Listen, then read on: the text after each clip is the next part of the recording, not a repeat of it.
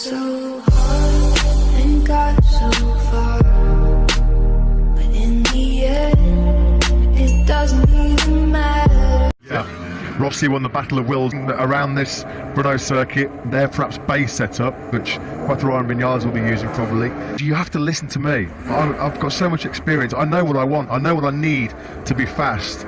Please me out, because otherwise the results will not come. You know, listen to what I'm saying, listen to what I want to take on board, and make these changes between the two Jerez races. Jerez 1, Rossi looked lost. He looked like actually he was thinking, do you know what, crikey, those changes that he instigated, with the help of his new crew chief David Munoz, they obviously worked. So I guess my point, I just back into the hills in terms of that. Why don't they just say, okay mate, here are two bikes, pretty close and set up, crack on, go for your life. We see here a chat between Davide Tardozzi and Massimo Meregali. It'll be interesting to be wigging in on that one. Bike that he doesn't like. Simon, we were speaking about this very briefly during the lunch break, and you said that you had a situation.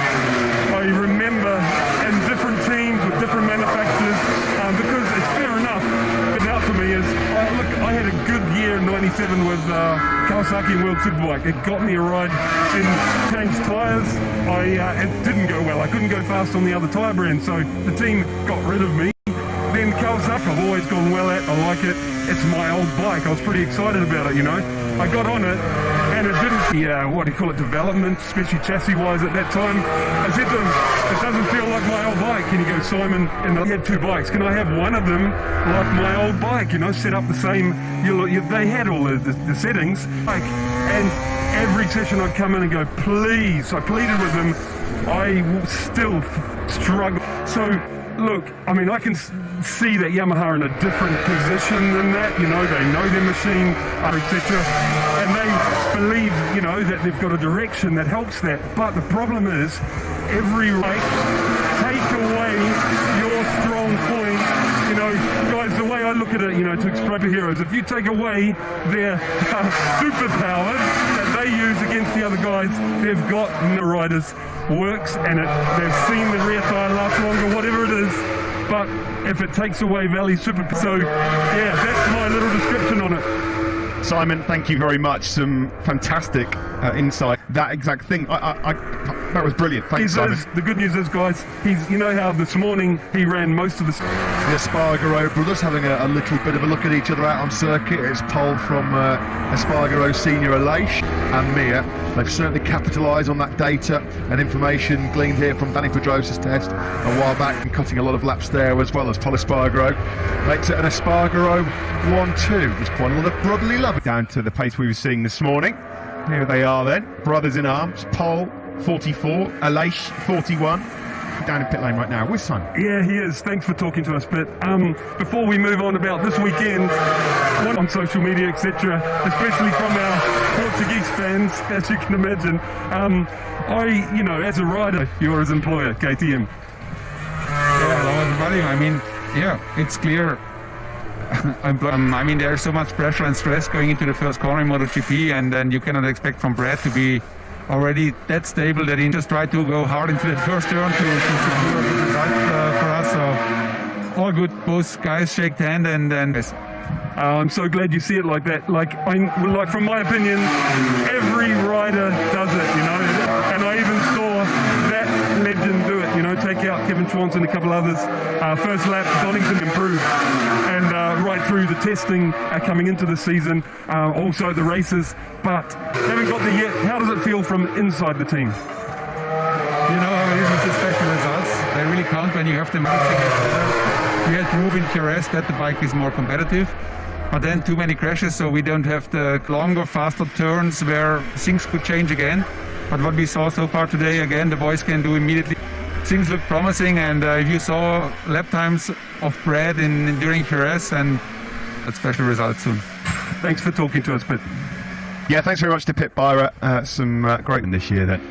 Indeed. Here is Joan Mir then, fastest so far in this afternoon session. Look, bundle of 50. Disappointment of Jerez 1, where he crashed out very early on, got a little bit impatient behind the fast starting Andalusian Grand Prix, was that he went into that Grand Prix with no data, no information about how the tyres were going to wear. Actually, that 5th place equalled his best ever MotoGP result as we pick up Fabio Quattraro, a replay of about something, isn't he? Yeah.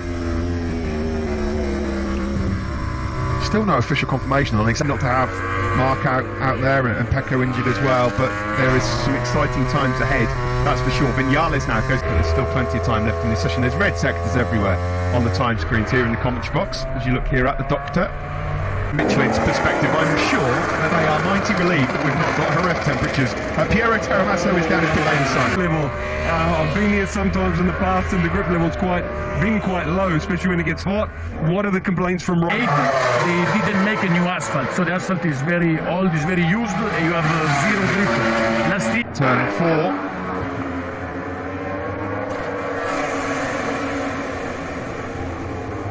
Yeah, even more so now. He's creaming it. Nearly a 9/10 up now as Morbidelli shows what you can get out of a soft Fabio across the line, and we'll catch up and see what's wrong with his teammate Fabio Quartararo across the line for Morbidelli. He is fastest. That's incredible. Look, no one will talk to me at the moment in the team because they're all around Fabio trying to figure out, but that rear shock's...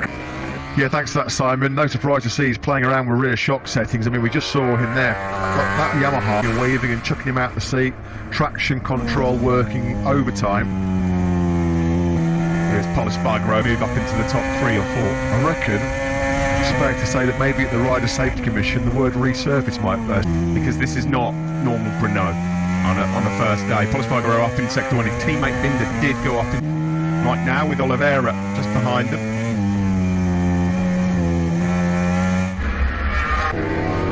He's got a brand new soft rear end. Let's stay with Pol Espargaro for now then. He's just about to click through sector 2. Fastest set by Franco Morbidelli. Nakagami's going to go second. Yep, 57.411. Now this is where the riders are getting problems getting that rear tyre hooked up. Let's have a quick listen here to Pol Espargaro going up Horsepower Hill. Yeah, you can hear it whining there, can't you? But not a bad lap anyway. Because lose a 10th or 2 in the final sector should put Pol Espargaro up into second place. Look at that, he's really struggling, he's wrestling Grip around, because the KTM, that's what he used to do in the past. It doesn't do that now. The 2020 bike, they've found a way to put all that horsepower audio ball these days. And just saw there, Pol Espargaro still coming a bit of lean angle coming out that final corner. That rear turn number 12 up the hill. Yeah, you're right, and Suzuki's just don't look loose. It's just not something you see. No grip. This would have been tailor-made for Marc Marquez. These are conditions where he French rivals at the moment as well, doesn't he? I mean, nothing's really gone his way French-wise so far in 2020. Hey guys, speaking of French... Everyone. Yes, stand back. So it's just 2.5 minutes left of this session. Elation Espargaro with a good time. He's just gone up in 2. Good first sector from Maverick Vinales. Can't believe I'm saying this about a rider of his calibre. Going for podiums in motor more often. 100%. Let's have a look at the Maverick in the infield section. Excellent for top 10. He's up into 9th place. That puts Rossi in 10th for now. So Rins, Quartararo, Dovi and Binder. Maverick Vinales is perfectly positioned as far as Fabio's concerned. Just to use him as a bit of a reference ahead. He really has become the qualifying king in MotoGP. He needs a lap as well. On the trot now, isn't it? He needs a lap at the moment. He'll get one more lap at it, will number 46. Here comes Mir. He stays 5th. He's probably safe for now. 56.997, so nothing going for Vinales in terms of Morbidelli's pace. Oliveira's lap is mighty road. Well, Miguel Oliveira, what has he found on a soft tyre? Nowhere last year. Did not even see a Q2 session. Q2 for the first time, and he's looking strong yet again as Miguel Oliveira in soft tyre time attack mode. Brilliant. See how he gets on in sector 2. Yamahas and Suzuki's not too shabby through here. It's that practice 2. Yeah, you know that the Yamahas and the Suzukis, they rely so heavily, certainly with this new Michelin. So will that just negate the advantage that the Yamahas and the Suzukis have? They're working on their setup to try and get that little... Well, look at him, he's on a flyer as well. It's France versus France at the moment at the end of this session. Well, he always used to love a time attack, didn't he? He's out, remember. Quartararo here is so close. He's going to book a place, surely. If this is mistake 3... Yeah, through the corner, Fabio Quartararo runs on the curve, checker flag is out, he goes top.